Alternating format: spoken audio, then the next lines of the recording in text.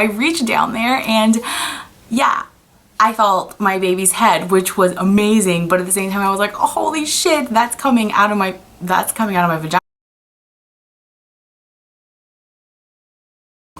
So you're here to learn about my labor and delivery. You better grab a drink because this might take a while. I'm a first-time mom, so this is really exciting for me. I loved watching labor and delivery videos when I was pregnant, especially during my 3rd trimester. I started to get really anxious about the whole thing, like, oh my god, what is happening? A few things I started to do leading up to me actually going into labor. I had walked a lot during my pregnancy, so although I wasn't working out like hardcore because I was just so exhausted beginning from the 1st trimester, I did walk a lot. So I would walk actually about 45-50 minutes every day. And I took a break from doing that for a month when my 3rd trimester first started, just because I couldn't handle the exhaustion. I was just so tired all the time and I just felt so heavy and I just got really lazy, to be honest. But towards the end I started to feel like, okay, I really need to get moving, and I knew that walking was one of the things that would make labor easier or make it come a little bit earlier. So I started walking again, not the 45 to 50 minutes, but even like 20 minutes a day. I started to really do, which was great. I also started to eat a lot of pineapples. There's a lot of controversy if this really works or not, but I thought it didn't hurt to try it because I love pineapples anyway. Apparently there is an enzyme in pineapples that helps thin out your cervix, so I was like, let's go to town. About 2 weeks before I gave birth, I started to eat pineapples almost every day. When I wasn't eating pineapples, I would be eating papayas, which is also another one of my favorite fruits and apparently has the same enzyme, so that was a big plus for me. So aside from those two, I didn't really do much to try and induce labor. So 3 weeks before I went into labor, I actually started to feel contractions. Now, these were not the regular Braxton Hicks contractions, which are not painful at all. So if you're not familiar, if you're not pregnant, Braxton Hicks are the contraction of your uterus, which really isn't painful, but it does feel really strange and kind of uncomfortable because you feel your tummy tighten up and harden, and a lot of times I would poke it and be like, oh my god, it's so hard, and then a few seconds later it just go back to being soft, and it was like, what just happened? So I started feeling Braxton Hicks like in my 2nd trimester, so I was very familiar with how they felt. But around a month before my due date, I started to feel a different type of contraction. So it was like Braxton Hicks, but it was a little bit painful, like period cramps, a little bit more severe than period cramps, I would say. There's a lot of Googling, like, oh my god, is this it? Is this the pain? And the big thing that everybody told me, including my doctors, were the real contractions, one, they're definitely gonna hurt. Like, you're not gonna be like, is this it? You're gonna know, like, this is painful. But the biggest thing that made the difference for me was that the real contractions happen very close to each other. Like, they start to get closer together. But a month before my due date, I started feeling these contractions, and they were maybe like half an hour apart, and they would like stop for a few hours. So I knew they weren't really the real thing, but I was kind of getting a preview of like, oh my gosh, so once these types of pain start to get closer together, it might be the real thing. So the day that I went into labor, okay, so here's kind of what you came here for. So one of my dogs was sick the night before, and his name is Hovey. He's super cute. He was sick. So starting at midnight, I would take Hovey outside for about 5-10 minutes so he could go. And it started to be like really exhausting. So I would wake up my husband, Chris, and let him know like, hey, it's your turn, bring out Hovey for a little bit. And so we kind of did that back and forth throughout the night. And at around 5:30, I started to feel contractions, which I thought were pretty normal because, again, I had all these contractions before, and it was pretty far away. Like, so 5:30, and then maybe the next one I didn't get until 6 o'clock. So they were about half an hour apart, and then they started to get about 20 minutes apart. And then it wasn't until around 9 o'clock when I kind of like, okay, they're really getting close together, and I need to start to monitor how close they are. And I couldn't concentrate enough to really even look at the clock and feel my contractions. So I called my husband and I told him, hey, I need you to, help me time these out. And he was kind of like, yeah, sure, whatever. Cause he's helped me done it before, and we obviously had false alarms. But they just started to really get really close together, to a point where they started to get very, very painful. I was like, damn, that one hurt, like, okay. So he was kind of looking at his watch like, these are like really close together now. They were maybe around 7 minutes apart at that time. And I was just like, yeah, you know, we'll just see. And then they were kind of like 4 minutes, 5 minutes apart. And then I said, okay, you know what? I'm gonna go take a shower. And to see if they go away. So in the past, when I would get them, I would shower and they would kind of go away, and I was like, okay, that's a false alarm. But while I was in the shower, I started to continue to get them, and I have a clock in my shower, and I was like, oh my God, I'm getting them every like 3 minutes, and they're lasting about a minute apart. So I was like, oh my God. Ow, this really, really hurt. Like, I could not enjoy that shower. I get out of the shower, Chris looks at me and he can tell I'm like in distress. So he's like, hey, do you think it's time to go to the hospital? And I was like, yeah, I think we should probably go. And he was like, okay, do you think I have time to shower? And I was like, yeah, go ahead and shower. It's not a problem. I'll just like wait for you.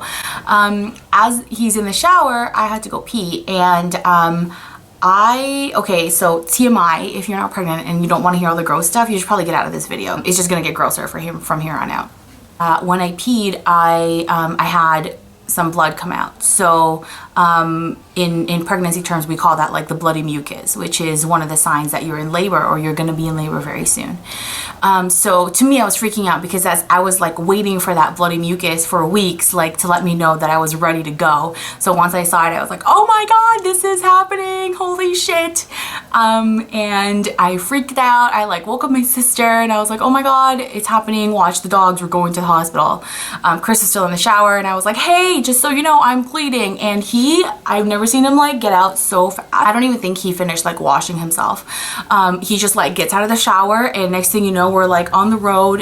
We call the hospital, and we're talking to them in the car, and Chris is telling them like, hey, my wife's in labor, we're on the way to the hospital. And the lady's like, okay, how far are her contractions, how long are they lasting? And he's like, they're like 2 to 3 minutes, lasting about a minute and a half. And she was like, oh, okay, is she, you know, has she had any the whole time we're talking? And he's like, yeah, she's having one right now. And I'm in the car and I'm like crying, and I'm like holding onto the seat, and I'm like freaking out because I am in so much pain. Like at this point, the pain was really, really bad. Like I was like, tears are streaming down my face. And Chris had to kind of deal with me. Like obviously he's worried about me, but we hit like every red light. There was like buses stuck in front of us. Like it felt like forever to get to the hospital. So we get to the hospital, we finally, you know, I get into triage, and the doctor checks me, and she goes in there and she's like, oh, well, you're definitely in labor. So I was already 100% effaceted. Effaceted, is that the word? I'm not sure, but it's like how thin your cervix was, and basically ready for labor.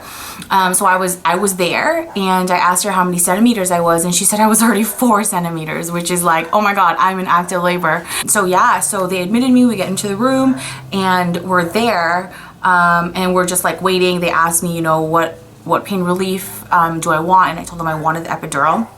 And this was something that I had decided on quite a while ago, and talked to my doctors about it and everything. So we're waiting for the anesthesiologist, and I'm in pain. Like wow, it was pretty painful while I was waiting. It took forever for him to come. I'm not gonna lie, it was about 2 hours until the anesthesiologist came, and when he got there, the wait was worth it because he was fantastic. Like he was amazing, walked me through everything, and my nurse was amazing. So big love to all the nurses out there. My nurse was amazing, and she made this whole process not as painful as it could have been. So the epidural, I'm not gonna lie, was tough. It was tough to do it, but I honestly just kept thinking about my baby, and that I was gonna meet him soon, and just to stay calm, and he was coming. So, you know, everything kind of was okay every time I thought of him and meeting him, and that all of this was just to meet him. So we did the epidural. The moment that epidural hit, in about like, I would say 2 minutes, I immediately felt like, wow, so much better. So here's the thing. So epidurals, at least in my experience, it helped relieve the pain of my uterus contracting. So I stopped feeling the contractions. They're monitoring me, so they're letting me know, you know, hey, are you feeling this contraction? And I'm like, no, I don't feel anything at all. And they were like, great, the epidural's working, fantastic. And I was like, wow, this is amazing, modern science is great. And I'm like, oh my gosh, I was like so into it. But the one thing, and this I didn't really know, I probably should have, but I didn't realize was, although it helps relieve the pain of the uterus contracting, what it doesn't do is actually relieve pain and pressure of the actual baby coming down your birth canal, which is a lot of pressure, which translates to me, it translated to a lot of pain. So as we're waiting for my, you know, for dilation to continue, I was dilating actually very, very well up until I think I was like 6 or 7 centimeters when I stopped dilating. It was about an hour and a half to 2 hours, and I didn't, like, nothing was happening. And so they told me to, you know, like, we're gonna wait it out, we're gonna see what happens, and they told us just to like take a little nap to conserve my energy. So while I was napping, something scary happened. I woke up to like the sound of beeping because the baby's heartbeat had gotten very, very low. And within seconds, we just, you know, our room was like, bunch of different doctors and nurses were like all over us trying to figure out what was wrong. Everyone's kind of like all around me trying to figure it out. They gave me like an oxygen mask and tell me to like breathe, calm down, because, you know, I was taking a nap, so I was fine, but seeing everybody freaking out around me made me realize like, oh my god, something is really wrong. And they did let us know that the baby's heartbeat was very low, and that if it dipped down again, we would have to do an emergency C-section, because they didn't know how safe it was for the baby or why he was in distress. So obviously that's not news that you want to hear, but at the same time, you know, I really wanted them to get the baby out safe and sound. So we said, you know, whatever it takes, let's go for it. So we actually got all the paperwork ready for a C-section. The doctors came in and explained the whole process to me, and I was like, okay, whatever it is, let's do it for the baby's sake. Thankfully, we did not need to go do a C-section because the baby's heartbeat did not dip that low again. So apparently they told me that I just had a really, really long contraction, and it caused oxygen to not make it to the baby, and that's why his heartbeat got really low for just that one time. So after that, they gave me, once they realized, like, you know, everything was actually okay, they gave me some hormones to help induce the labor a little bit more, to get dilation moving a little bit faster. At around 8 p.m. I started, I was at 10 centimeters. So they told me, hey, it was time to push. And I was like, thank God, because I was in a lot of pain because of the pressure of, you know, of the baby coming down my birth canal. And for some reason, my epidural, yes, it was working to prevent me from feeling the pain of the contractions, but the pressure was still there, and it was incredibly painful. I was crying, I couldn't open my eyes, I couldn't talk, I couldn't do anything. It was really, really terrible. So yeah, I think the nurse was kind of feeling that, so she was like, okay, let's start pushing, maybe you'll feel better. The moment I started pushing, I was like, oh, this is definitely what my body wanted me to do. I started to feel better immediately. So I was pushing for a total of an hour and a half, which is crazy. What had happened was, so the lady beside me was also in labor, like the adjacent room, and we were kind of in the same spots. So the doctor, and we were sharing one doctor, was in her room helping her deliver. And so by the time I was like this doctor was literally going back and forth between our two rooms, which was insane. But I started to really feel like, oh my god, this baby is coming. So maybe about an hour 15 of me pushing, I was like, okay, I'm starting to really feel this baby. And, you know, his head was like coming out, and I remember my nurse asking me like, do you want to feel his head? And I was like, yeah. So she's like, yeah, just reach down there. And I was like, what? So I reached down there, and yeah, I felt my baby's head, which was amazing. But at the same time, I was like, oh, holy shit, that's coming out of my vagina.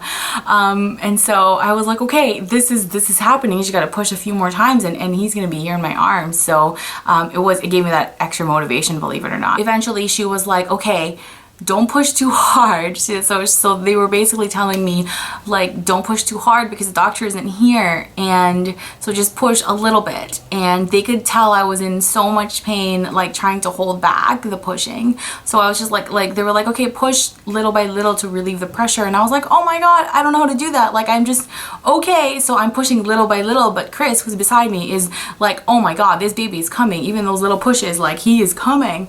So yeah, the moment that doctor walked into the room, she's like, I'm here, let's push.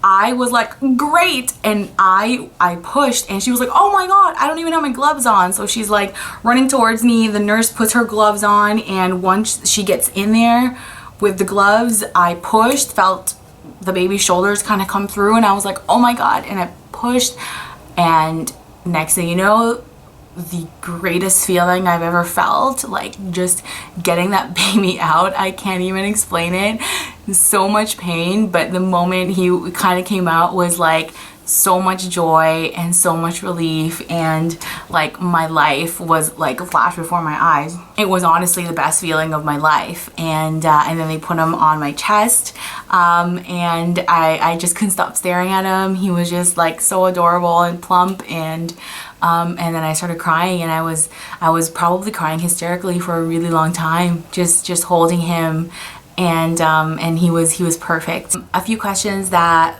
my close friends have asked me that I'm going to share with you guys, and are very TMI. So again, just a warning.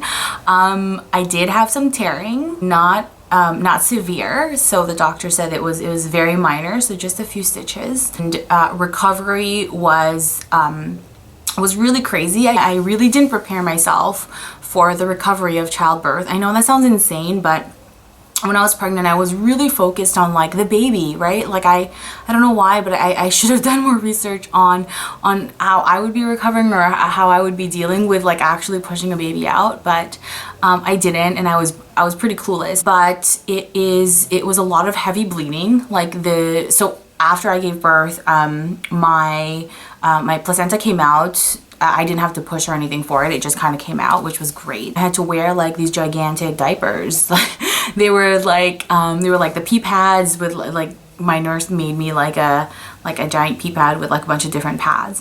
What did help is, so a few weeks before, I made some padsicles at home, which is like the overnight pads, with some like aloe vera, witch hazel, and then I put them in the freezer to help myself for after. So that's really the only thing I did to prepare for aftercare for myself. There was one time when I had slept for like a good long period of time, and I got up to go pee, and like this fist clump of blood just like dropped out of me, and I was like, oh my god, what the hell? And thankfully it wasn't like serious. It was just because I was lying down for so long. So the one other thing about postpartum care, like immediately after, is breastfeeding, which I think this video is too long right now. I'm not going to get into it, but if there is one advice I would give to you if you are currently pregnant, it is to look into breastfeeding, and really prepare yourself for that, because that is the most important thing when it comes to caring for your baby, at least in my eyes. There are a lot of like La Leche League groups all around North America, and you can attend even when you're pregnant. You can like introduce yourself to the group and watch other moms feed their babies and ask them a bunch of questions, everything you need to kind of feel like you might be able to do, or you can answer the questions. I was not prepared for this, so I thought it would be like so easy, but it really wasn't. Anyways, I said I wasn't gonna get into it. So thanks for watching. If you made it to the end of this video, you are a champ. Let me know in the comments below if you guys have any questions, whether it's labor, delivery, or anything pregnancy or postpartum related. I'm planning right now to do a favorites video, so hopefully that will be up in a few weeks. If you would like more frequent updates, I update on my Snapchat, so check out my Snapchat. It is Nona Banana. Bye. Don't forget to like, subscribe.